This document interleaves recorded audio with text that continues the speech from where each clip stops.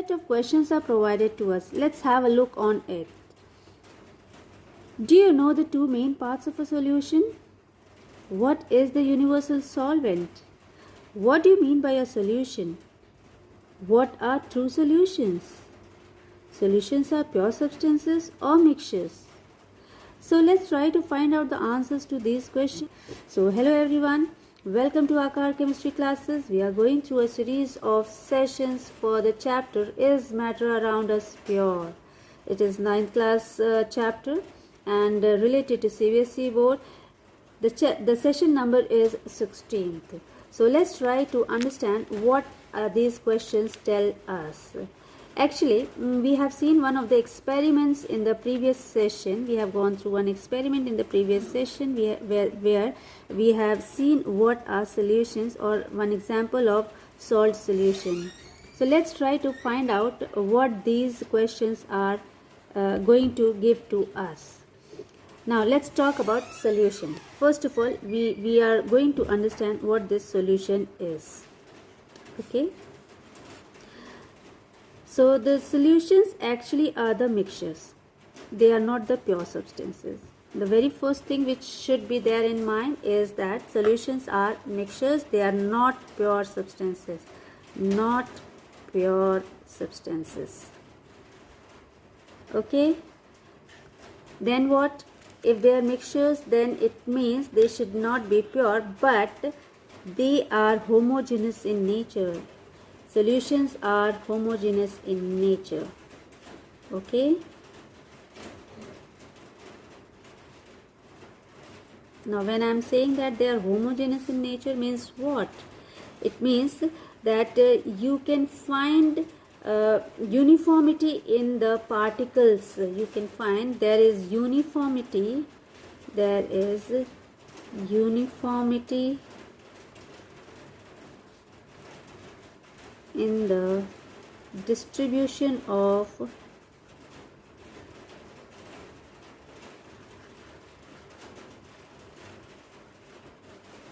particles in the solution. Okay. Now when I am saying there is uniformity, it means the even distribution of particles is there in the solution. Now always remember that solutions can be divided into two main parts. Okay. We have two main parts of solution. The very first part is known as the solvent and the second part is solute. Okay. The first part is solvent and the second part is solute. Now let us try to understand what is the meaning of solvent. Solvent is the majority part of the solution. Majority part of the solution. Okay. And solute is the smallest part or the minor part of the solution. Okay. This is the minor part or minority part. Okay, minority part of the solution is solute. Okay, so whenever we talk about solution, then the solvent is going to be in larger quantity and solute is going to be in a less quantity. So here you can say that the solvents are, let me write on another page. We can say that solvents, when we are talking about solute and solvent are the larger in quantity, okay, and solutes are always in less quantity, okay, less quantity. So these are the two main parts of what? These are the two main parts of solution. Right? Next, let us try to understand what are this pure solution. What is the meaning of pure, or you can not pure, you can say that true solution. Okay, what is the meaning of a true solution? So what are true solutions? True solutions are the solutions in which particles of the solute are very small, and they are broken down to such a fine state that it cannot be seen through the powerful microscope also.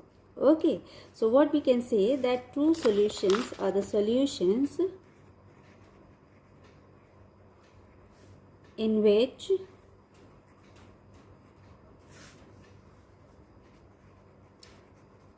the particles of solute, okay, the particles of solute, when I am talking about solute, it means the lesser quantity, okay, lesser quantity. Okay, so the particles of solute are broken down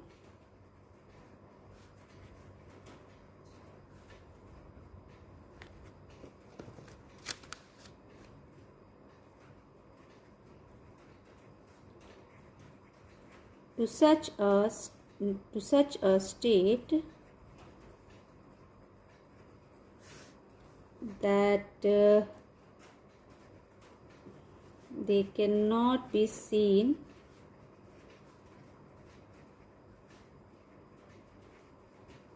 under microscope. Okay, you are not able to see them through the microscope also. So these type of solutions are known as true solutions.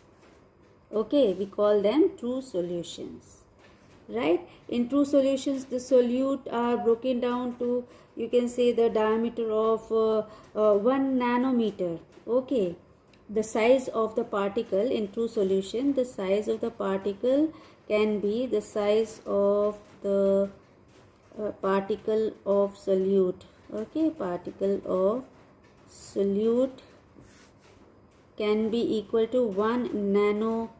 When I am talking about 1 nanometer, it means it is going to be 10 to the power minus 9 meters. And what is the meaning of 10 to the power minus 9? It means that it is 1 upon 10 zeros you will put, 9 zeros you will put here. 1, 2, 3, 4, 5, 6, 7, 8, 9. So this much is the size, this much meters, 1 upon this much meter is the size of the particle in solute when we talk about a true solution. Okay, there is one more property of a true solution, that in true solutions, because of this small particle, because of the size of these particles, the solution does not scatter light. There is no scattering of light through true solutions. Okay, so let's try to understand the properties of solution. Okay, further we'll try to understand what are the properties of solution. And there are some examples of solutions. We generally in our mind it comes that solution can be only of liquid, but it's not so. There is a solid solution. You can find even solid liquid solutions. There are solutions which are liquid to liquid solutions. Okay, even liquid gas solutions are there, gas solutions are there. So we'll talk about these solutions. We'll talk about the examples of these solutions so that it will be more clear to you. But before that, let us try to understand what is aqueous solution. Okay, aqueous solution. Okay, so aqueous solution means the solutions in which solute is dissolved in water. Okay, so aqueous solution is the solutions in which the solvent is water. Okay, so those type of solutions in which solvent is water, we call those solutions as aqueous solutions. Okay, or you can say that various solutes are dissolved in water. Okay, so this is aqueous solution. And do you know which one is the universal solvent? Water is the universal solvent. Okay, universal solvent. What is universal solvent? Water. Majority of the substances are dissolved in water, and that is why we call this water as universal solvent. Okay, so now after this, let's try to understand the properties of a solution. Okay, So let's get ready for the properties. Properties of a solution. Okay. So the very first property of a solution is that they are homogeneous in mixture. Okay. In nature. Okay. So a solution is homogeneous mixture. A solution is homogeneous. Right. Now when we are talking about homogeneous, it means evenly distribution of the particles. Okay. Or uniformity is there in the distribution of particles, distribution of component. And second is what? The size of solute particle is going to be how much? The size of the solute particles. Okay. Particles will be equal to 1 nanometer, that is equal to 10 to the power minus 9 meters. Okay. Next. Then third point is what? That the particles of solutions are not visible. Okay. The particles of solutions are not visible through our naked eyes. Okay. You can write here the particles of solution not visible from one another. Okay. What else? The particles of and also they are not visible through from one another. They are not visible from one another and by microscope also. Okay, they are very you can say that very much small. Okay. Now next property is what? The particles of solution pass through filter paper. Okay, particles of solution can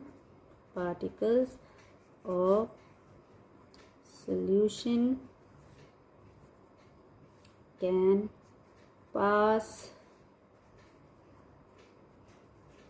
through the filter paper. When it is passed through filter paper, what will happen? The solution will be passed out of it very smoothly, and solute cannot be separated from the solvent. Okay, so it shows that solute cannot be separated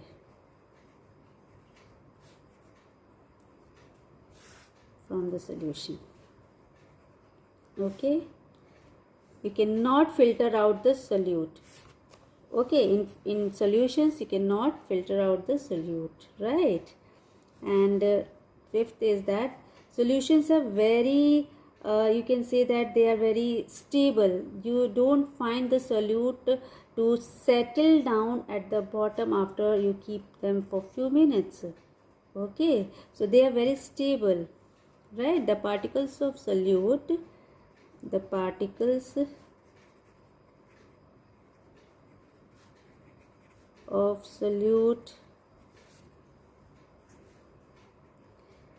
do not settle down. Okay, do not settle down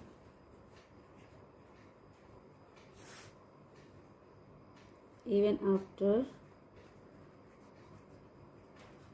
a few minutes. Okay. And the sixth one is, you can say that a true solution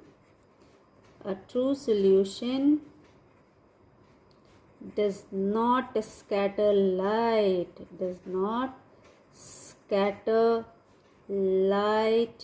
through it. And what could be the reason? Can you think of it? What could be the reason that it does not scatter light? All because of the very small size of the particle. You can write here, due to small size of the solute particles. Okay, this is the reason they are not able to scatter light. Okay, and they hinder the path of the light. Due to this, they render the path of the light. They create an obstacle for the this one. Okay, so these are the properties of true solution, or you can say that solution. And now let us try to understand about the types of solutions. What could be the types of solutions? So as I have told you, there are so many types of solutions. Let us try to understand them by examples.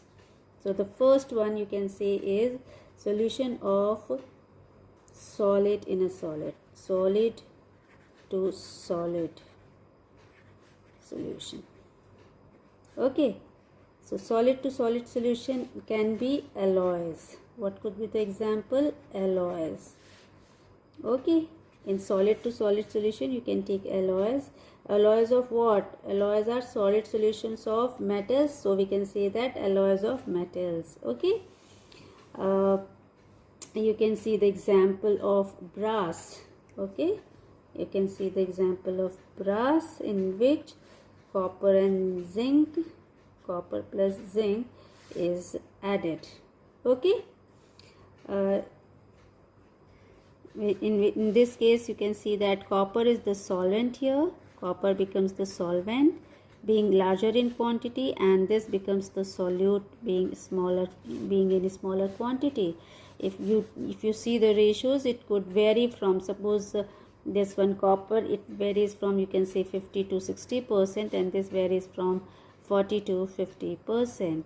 Okay, so this being more or being larger, you can say that copper is a solvent. Okay, next example could be of even for bell metals also. You can see bell metal also is there. If you go for a bell metal, you will see that it is a combination of copper and tin.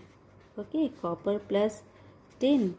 Okay, in which again the copper is going to be a solvent and tin becomes the solute.